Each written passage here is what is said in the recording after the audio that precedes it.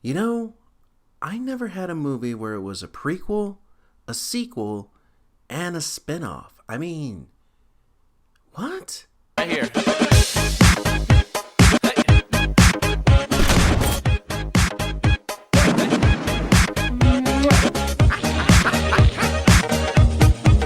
Let's go.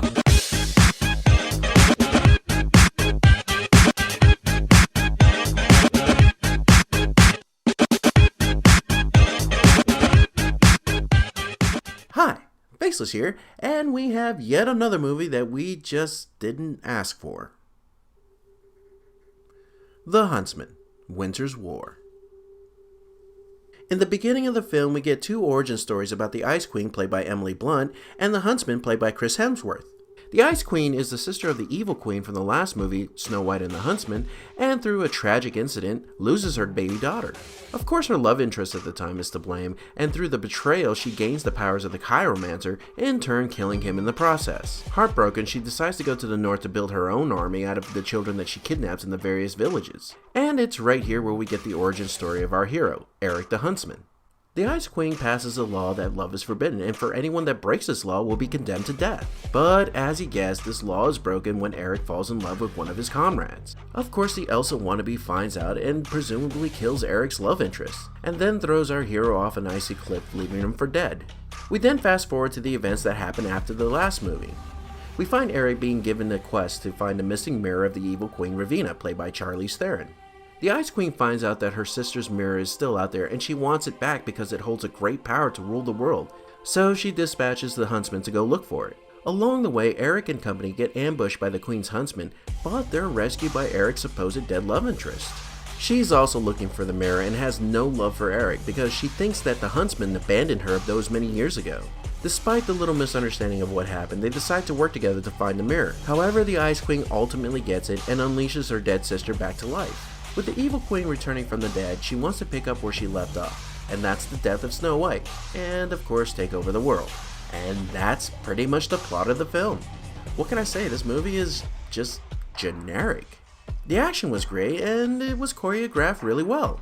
But there's a lot of dead spots in this film, and that it just leaves you absolutely bored. Which in most cases when it comes to adventure movies is fine by me. That's only if it pays off at the end. And it really doesn't. Part of the reason why this film doesn't pay off is that you figure out what's going to happen by the time you get to the end of the story, and it's not a surprise. The love story in this plot is really simplistic, and it doesn't keep you invested.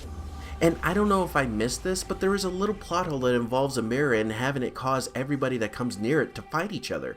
I mean, they didn't really flesh it out, and it never really got explored. There was some comic relief with the dwarves, but it left you with a few chuckles. And for the final act, it was meh. Again, you knew what was going to happen in the end of the story. Emily Blunt as the Ice Queen, she was just kind of there. They played her off as an evil, heartless queen, yet they tried to give you some kind of sympathy because of the loss of her child. For me, it just didn't work, and it's sad because Emily Blunt is a good actress and this role was kind of beneath her. Chris Hemsworth was alright, though I can't help thinking that he phoned this one in. All in all, this film wasn't bad, it just felt lazy and it really didn't put that much effort like it did with the first film. So, my final rating is a D. I'll say this much for this film. This is the first movie that I've seen female dwarves being portrayed, and I actually expected them to wear beards. Well, this wraps up this episode. Is that a note? Dear boss, I got a phone call from the dean of the school that the kids are at right now. And yes, it looks like the clones are in trouble again. Apparently they created a wormhole that made the science building disappear. Wormhole? So I decided to go down to Texas and straighten the situation out. Don't worry, boss. I got this. Your pal forever, RJ. P.S. I left you some tamales in the freezer. Oh, tamales. I love them. That was nice of him. Wait a minute. That means I have this place all to myself. Huh.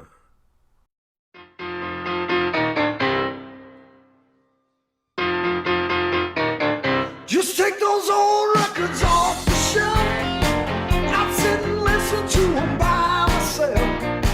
Today's music ain't got the same soul. I like that old time rock and roll. Don't try to take me to a disco. You never